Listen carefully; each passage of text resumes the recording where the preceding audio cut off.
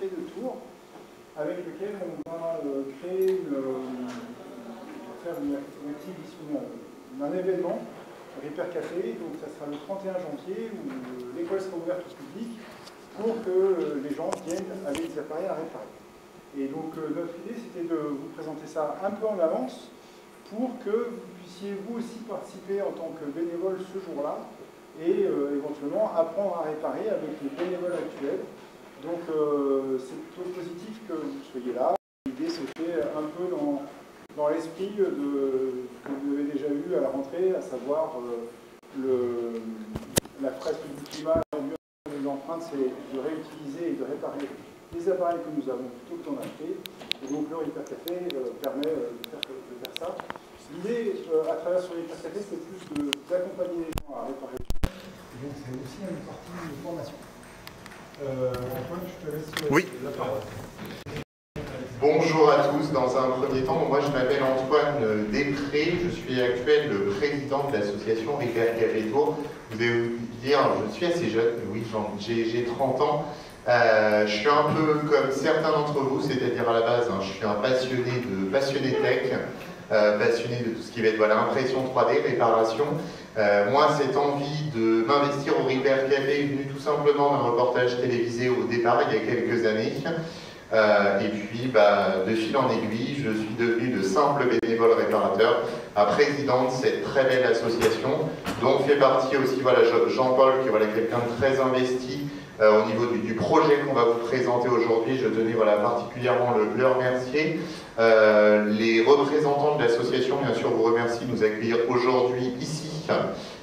Pour votre information très rapide, le Repair Café Tours a été créé aux alentours des années 2015. À la base, c'est un projet étudiant. C'est des jeunes de DT, gestion des entreprises et administration qui ont créé ça. D'où ce qui est top aujourd'hui de pouvoir réintervenir à l'Université de Tours quelques années après dans un autre secteur. Mais voilà, ça reste la partie universitaire. À la suite de cela, donc du coup, on a été hébergé, fut un temps, par le Fab Lab de Tours, et puis courant 2019, nous sommes passés en association autonome, loi 1901, structure à but écologique, toujours avec le concept Repair Café, car à la base, les Repair Café, c'est un concept international. Vous en avez plus de, je crois, 3000 à l'heure actuelle à travers la planète. Vous en avez aux États-Unis, vous en avez en France, vous en avez en Belgique. Belgique qui est d'ailleurs un foyer où il y a beaucoup de cafés. Vous en avez aussi sur le nord de la France, sur le sud de la France, en Touraine. Et en Touraine, à l'heure actuelle, nous sommes l'un des seuls à œuvrer. Le Repair Café Tours, c'est vraiment via l'itinérance qu'on fonctionne. C'est pour ça que pour introduire cette présentation, je vais vous proposer de visionner tout simplement cette vidéo qui a été réalisée par un vidéaste professionnel. On le remercie d'ailleurs, qui est Édouard Klein, qui est cadreur pour le monde de la télévision.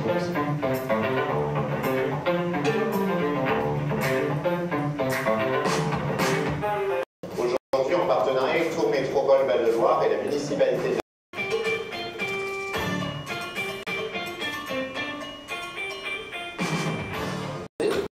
et du point de vue écologique, il est beaucoup plus économique en termes d'impact environnemental de réutiliser un objet existant plutôt que d'en acheter un autre.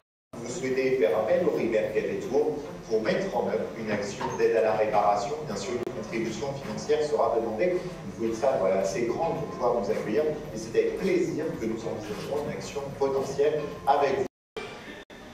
Information, du coup, donc cet événement a été financé par Tours Métropole Val-de-Loire dans le cadre du plan de réduction des déchets assimilés. Il faut savoir qu'à l'heure actuelle, le Repair Café Tours, et c'est une chose importante, est vraiment animateur des événements. Il n'est pas organisateur, c'est-à-dire c'est les partenaires qui nous reçoivent qui sont organisateurs.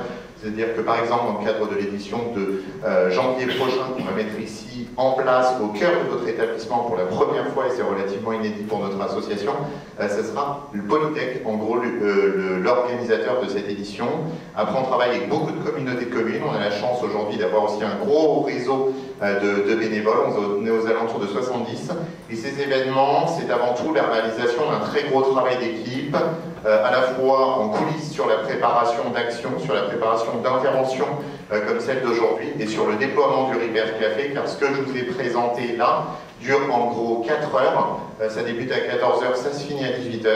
Le matin, il y a un temps d'installation, car vous comprendrez bien que transformer une salle de spectacle en atelier de réparation géant, c'est pas forcément si simple que cela. Nous, on vient avec tout un tas de matériel, on reviendra avec ce même matériel, et ce qu'on va vous proposer dans un premier temps, de manière immersive, pour pouvoir, on va dire, mettre un premier pied dans ce projet de partenariat entre Polytech et l'association Repair Café Tours qu'on est en train de construire ici aujourd'hui même. C'est le début, c'est un petit peu le lancement. C'est de participer tout simplement à notre édition Repair Café qui aura lieu le 27 septembre prochain. Soutenu, et on a énormément de chance, par la municipalité de Notre-Dame d'Auic, qui nous permet d'avoir accès à une très grande salle de spectacle, car aujourd'hui, comme vous l'avez compris, nos principaux lieux de prédilection sont les salles de spectacle, car ça mobilise beaucoup de monde. Un Repair Café, c'est aux alentours de 35 à 40 bénévoles. C'est des équipes déployées toute la journée, que ce soit au niveau intendance, car ce qu'on dit peu, c'est qu'on a aussi la chance à Tours d'avoir une équipe intendance qui offre le repas aux bénévoles le midi. On a des gens qui sont gestionnaires de stock, on a des gens en charge de la communication, on a des gens aussi en charge de toute la supervision technique de l'action. Et on est très visible, pour ceux qui sont très réseaux sociaux, très Instagram, on est très visible sur ces outils de communication-là qui permettent de sensibiliser la population, de se faire connaître aussi auprès des partenaires avec qui on travaille, car vous comprendrez bien que c'est une chance énorme aujourd'hui de pouvoir travailler en tant que petite association avec des communautés de communes, pouvoir travailler avec Tours Métropole, pouvoir travailler aussi quelquefois avec des entreprises et avoir surtout au sein de notre structure des bénévoles qui libèrent de leur temps, en plus de leur temps professionnel quelquefois, qui ont des connaissances très spécifiques, très rares, et qui sont aussi des foyers de compétences comme vous pouvez l'être à votre échelle en tant que futur ingénieur, en tant que futur, excusez-moi même si j'aime pas trop l'expression, les futurs leaders, sur cette stratégie, que ce soit en électronique, que ce soit en informatique. Et l'avantage, c'est qu'ici à Polytech, vous allez entendre parler du Repair Café à plusieurs reprises, car on va avoir 2 projets différents. On a un projet en gros d'intégration en mode immersif sur nos événements à partir du 27 et sur l'ensemble des éditions suivantes pour tous les jeunes qui le souhaitent, sous réserve de groupes d'une dizaine de personnes par édition. Vous serez en gros mis en binôme avec un bénévole réparateur de notre association. Je vais un petit peu plus revenir pour vous donner un ordre d'idée de ce que ça fera en réel. Ça fonctionne comme ça, le Repair Café. C'est-à-dire que là, on reprend, vous vous souvenez du positionnement tout à l'heure à la grande salle de la Riche. Vous allez avoir donc des bénévoles réparateurs, des visiteurs, qui sont souvent côte à côte ou face à face. Et l'idée, c'est de pouvoir vous inclure sur nos événements Repair Café en binôme dans un premier temps avec un bénévole réparateur, pour que vous puissiez à la fois apporter vos connaissances et aussi apprendre.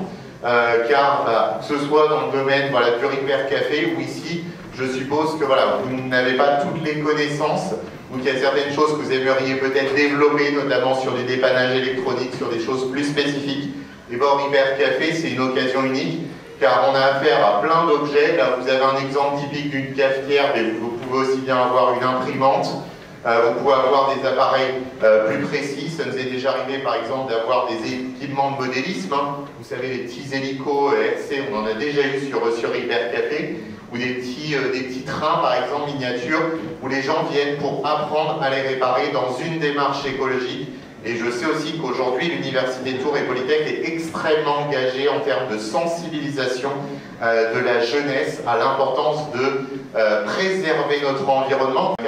Ici plutôt sympa, et c'est vraiment une chance de se dire on va mettre en place en gros quelque chose avec des jeunes. On débute dès la rentrée scolaire. Vous êtes rentrés il y a peut-être quelques jours, et l'objectif c'est vraiment vous intégrer en même temps en gros que notre équipe va rentrer sur les événements, c'est-à-dire dès le 27 septembre, c'est notre rentrée associative, et de vous inclure sous réserve de disponibilité sur l'ensemble des événements suivants pour aller finalement jusqu'au but ultime, comme l'a rappelé tout à l'heure Jean-Paul, c'est-à-dire l'édition Repair Café en elle-même qui va se dérouler au cœur de votre établissement. Vous allez peut-être accueillir des proches de la famille qui a un grille-pain à réparer, qui a un aspirateur à réparer, ou peut-être des amis de Tourangeau.